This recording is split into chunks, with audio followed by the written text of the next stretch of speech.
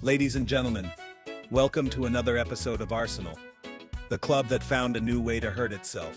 We're only 5 games into the Premier League season, and the Gunners have already racked up more injuries than a stuntman convention. Forget a title race.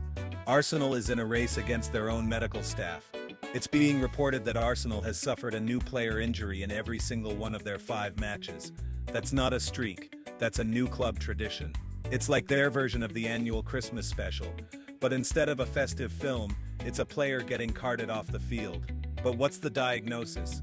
Is it bad luck? Is it high-intensity football?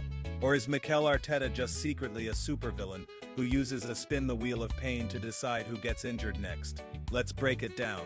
1. The Arsenal injury table. A horrific spreadsheet. Look, you know things are bad when the injury list has its own table, complete with footnotes and a projected return date. This isn't a football club. It's a casualty ward with a better goal difference. Let's start with the victims of this season's injury Hunger Games. We had Kai Havertz, who decided to get a knee injury in the first game. He basically showed up, got a yellow card, and then got his knee surgically upgraded. He's out until mid-November, which means he'll be back just in time for the Christmas crisis part of the season. Then you have Martin Odegaard, who got a shoulder issue in Game 2, only to have it re-aggravated in Game 4. It's a recurring injury, which means his shoulder is basically a metaphor for Arsenal's season. It starts out looking good, but eventually it gives out on you. Arsenal's injury report is starting to look like a grocery list for a very sad, very sick family. The players must be scared to go to training. They're probably showing up wrapped in bubble wrap, asking the physio, so where's the next landmine? Bukayo Saka's hamstring scare in Game 2 was just his way of getting in on the fun. He saw everyone else getting a boo-boo, and he didn't want to be left out. The only thing more consistent than Arsenal's pressing game is their injury list. It just keeps getting longer and longer. This isn't a team, it's a MASH unit in red and white. They have more people on crutches than they have players on the bench. At this point, you'd be better off betting on which player gets injured next instead of who scores a goal. The odds are probably better. 2. Arteta's high-intensity, low-durability system. Mikel Arteta's playing style is all about high-intensity pressing, non-stop running, and a total disregard for the human body's limits. He's basically asking his players to run a marathon every 3 days while being tackled by professional wrestlers. And it's working sort of. They're second in the league, but they've also had at least 7 distinct injury incidents in 5 games. That's a new record. They're leading the league in something at least.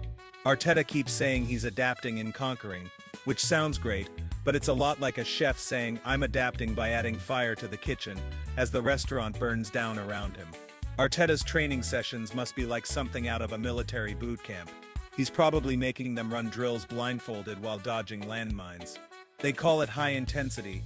I call it injury prone. It's a tomato-tomato situation. Odegaard's shoulder injury is a perfect example. He probably fell awkwardly in a duel, or maybe he just fell awkwardly while trying to open a water bottle. We don't know. The point is, he's hurt. Arsenal's tactical evolution is just a polite way of saying we're out of players, so we're just gonna have to wing it. The phrase soft tissue injury is the new pass and move. It's just part of the Arsenal lexicon now.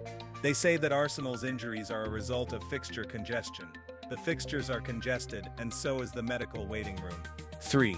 The double-edged sword, a title threat in disguise. On the one hand, these injuries are a complete disaster. They've already exposed a lack of depth in key positions. Without a proper number 9, they're basically just hoping and praying that anyone can score a goal. The draw against Manchester City was a moral victory, but it also saw Noni Madueke get injured. It's like a classic movie scene where the hero wins the battle but loses his best friend in the process. Madueke is out until mid-November, so he'll be having a nice long chat with Havertz on the sidelines. And then there's the morale. The fans are already starting to get that familiar sense of dread. The injury curse is back, and everyone knows what that means. It means a great start to the season will probably lead to a slow and painful end, just like last year. A fan on X said, "Another year where Arsenal misses out on the Premier League title." The comment was so familiar it felt like I'd read it a dozen times before. Oh wait, I have. Arsenal's injury rate is double that of Manchester City. City's players are probably sitting on the bench eating chips and drinking milkshakes, while Arsenal's players are just happy to still have 2 working legs. Teams that average over 10 injuries by match day 10 historically finish 7 points worse off. So, what you're telling me is that Arsenal will just barely miss out on the title again. Sounds about right. This isn't just bad luck, this is a full-blown existential crisis. The universe just doesn't want Arsenal to be happy. 4. The silver linings. A glimmer of hope. Now you may be asking, is there any good news here? And the answer is, maybe? Probably not. But maybe? Forced rotation has given some youth players a chance to shine. Ethan Nwaneri, for example, scored a goal against Leeds. This is great for the long-term future of the club. The short-term future, however, is still in doubt. Arteta also has to be praised for his resilience. He keeps finding a way to win despite his team falling apart around him. It's like he's trying to build a sandcastle while the tide is coming in and the other kids are kicking it down. He's a fighter, you have to give him that. The silver lining to this injury crisis is that Arsenal will finally have an excuse for not winning the league.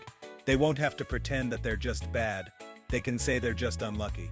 This is the perfect opportunity for the youth to step up. It's like a rite of passage. You're not a true Arsenal player until you've come on as a substitute for an injured veteran.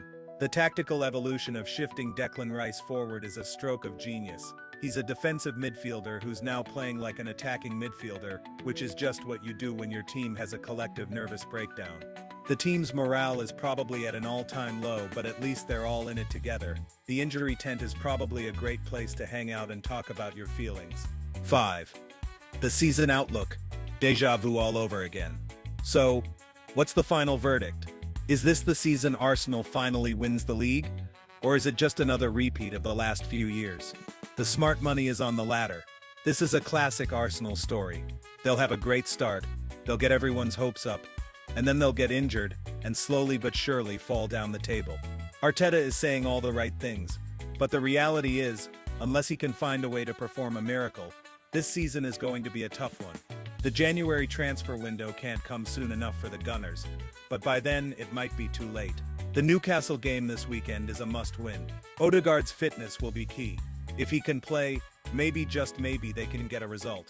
If not, they might as well just get another player ready for the casualty list. Closing thoughts? The Arsenal soap opera continues. So, what do you think? Is this Arsenal's year? Or is the injury curse too strong to overcome? Let us know in the comments below. Don't forget to like and subscribe for more football banter because Lord knows the drama never ends with this club. And remember, if you ever feel bad about your own bad luck, just know that at least you're not an Arsenal fan watching your team fall apart, one player at a time. See you next time.